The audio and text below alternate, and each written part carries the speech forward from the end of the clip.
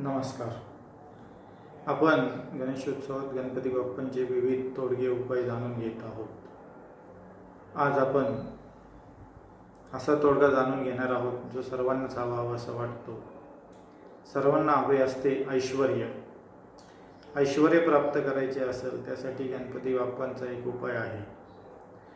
रोज सकाळी आंघोळ केल्यानंतर आपल्या देवघराजवळ शुचिर्भूत होऊन श्रद्धेने श्री गणेशाची प्रार्थना करावी.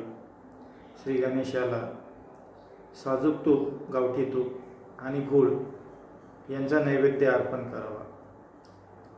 गणपती बाप्पाला आपली जी काही इच्छा असेल, आपल्याला ऐश्वर्य प्राप्त व्हावे ही जी काही इच्छा आहे ती सांगावी, आरती करावी. त्यानंतर दुपारी तो नैवेद्य गाईला द्यावा.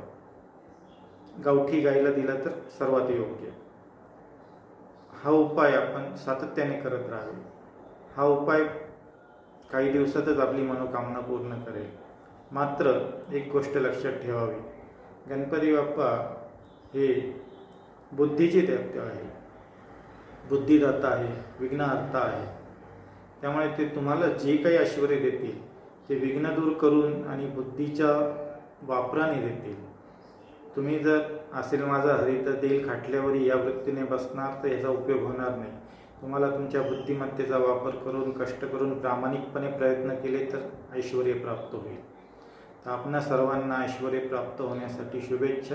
गणपती बाप्पा मोरया.